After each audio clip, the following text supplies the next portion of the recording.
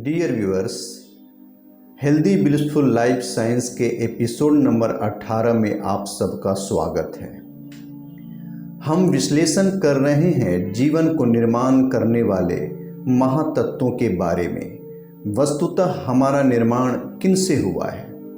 पीछे के एपिसोड में हमने देखा किस तरह इच्छा शक्ति फिर पंच महाभूत से चैतन्यता संयुक्त होता है। अब हम पंचकोशा की तरफ यात्रा करने वाले हैं। यह दिखाई पड़ने वाली शरीर में और 4 शरीर संयुक्त है। दोस्तों, HBL ने आप सबको पहले ही बता दिया है कि स्वस्थ और आनंदित होने के लिए the 5 basic element of the universe और हमारे 5 शरीर में संतुलन स्थापित करना होगा। सभी प्रकार के दुख और बीमारी का आगमन इसीलिए होता है क्योंकि हम अपने ही जीवनी शक्तियों से अपरिचित हैं या फिर उनसे हमारा वियोग हो गया है, अलगाव हो गया है। तो आइए हम उस यात्रा पर चलते हैं जिससे हमारा संबंध पुनः हो जाए। अब हमें 5 शरीर पर काम करने हैं। पंचकोशा में पहला है अन्नमय शरीर, द फिजिकल बॉडी, जो यह दिखाई पड़ता है बाहरी शरीर। जैसा कि नाम से ज्ञात होता है, इसका निर्माण अन्न से होता है, लेकिन सच्चाई यह है इसके निर्माण में और भी तत्वों का हाथ है। अन्नमय शरीर, द फिजिकल बॉडी को स्वस्थ, सशक्त, सबल और पारदर्शी बनाने के लिए 5 प्रमुख कारण हैं। शौच, आहार, निद्रा, मेहनत और जागरूकता। हमें अगर सचमुच स्वस्थ होना है तो पहले इन 5 कारणों पर ध्यान देना होगा। सबसे पहले आता है शौच।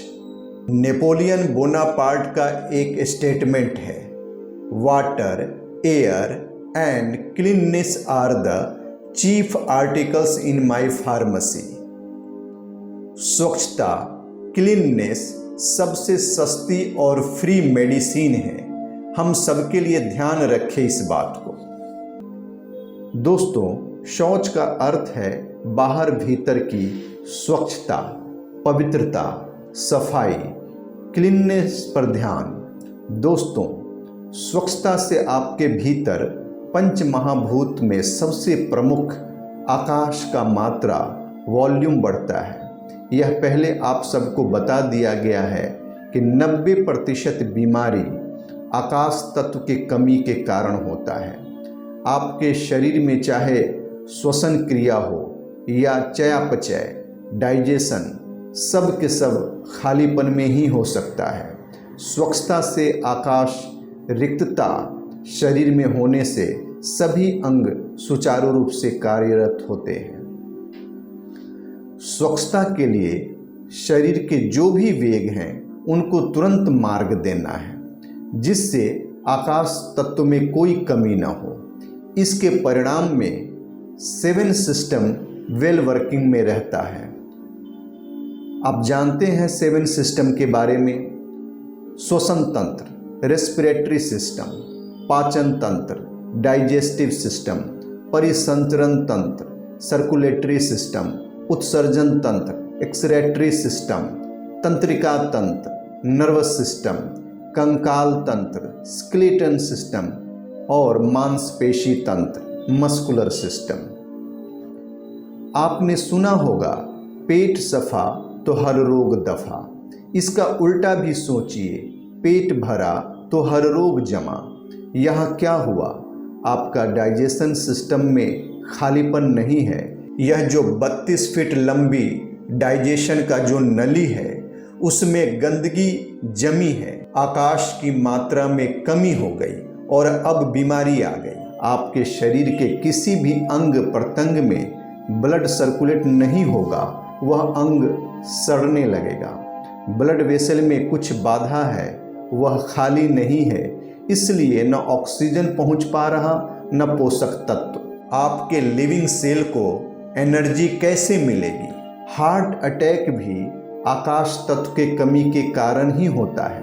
क्या आपको पता है एग्जामिन होने के बाद कहा जाता है 80% ब्लॉकेज है या 70% ब्लॉकेज है। यह क्या है? कहना यह चाहिए हार्ट के जो वेसल हैं उसमें आकाश 100% की जगह 20% रह गया है, इसलिए हार्ट मसल्स को एनर्जी नहीं मिल रही, इसलिए अटैक आ गया। मित्रों, अगर आप ठीक से देखेंगे तो पता चलेगा अस्वस्थ होने का कारण है यह जो हमारा मटेरियल ऑफ कंस्ट्रक्शन है इसके मात्रा में कमी, जो हमारे जीवनी शक्ति के स्रोत हैं जिनसे हमारा निर्माण हुआ उसी से अलगाव, उसके मात्रा में कमी। गंदगी को शरीर से बाहर किसी भी हालत में कर देना है, रोकना नहीं है। इसलिए शारीरिक कोई भी वेग को रोके ना। कई प्रकार के वेग हैं, मलमूत्र का विसर्जन, छींक, जम्हाई, गैस अपान वायु का वेग, सेक्सुअल वेग, सबको निकालना अनिवार्य है, नहीं तो बीमारी का आगमन होगा। अन्न में शरीर और आकाश महातत्व में संतुलन कायम करना है। भोजन सुपाच्य करे जिससे उत्सर्जन तंत्र आराम से उसका निष्कासन कर दे। जिन्हें कब्ज का शिकायत है उन्हें तो इस पर आपातकाल जैसे काम करने की ज़रूरत है।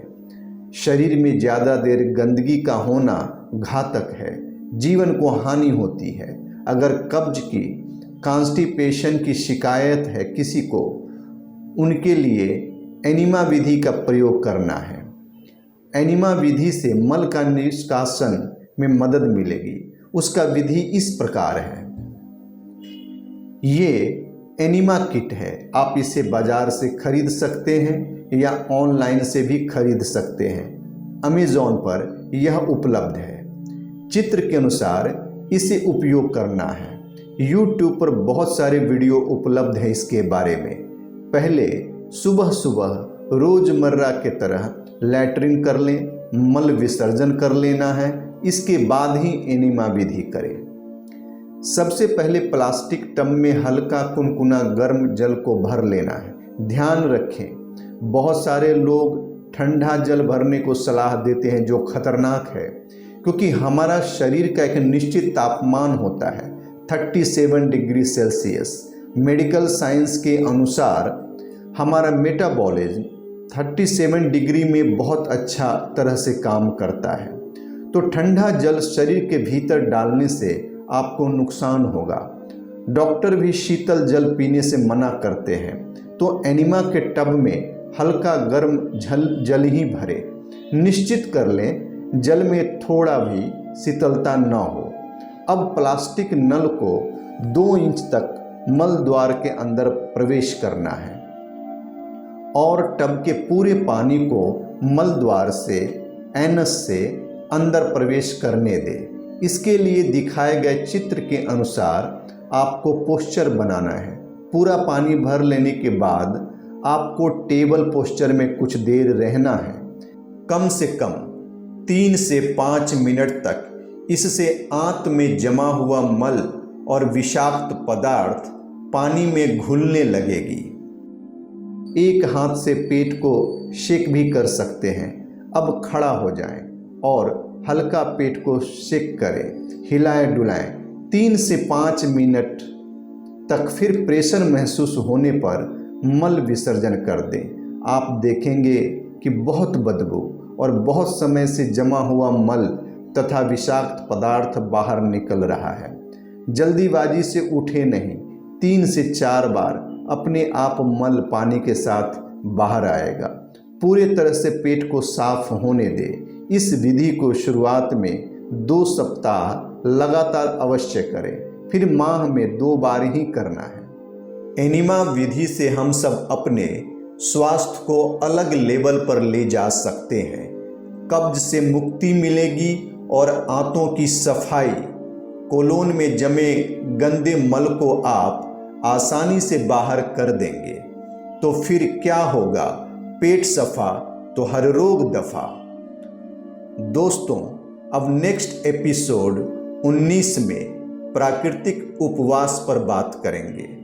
शरीर को स्वच्छ और शुद्धि के लिए प्राकृतिक उपवास बहुत आवश्यक है। उपवास कब और कैसे करना है, इसकी पूरी जानकारी आपको मिलेगी। देखना न भूले इस एपिसोड को।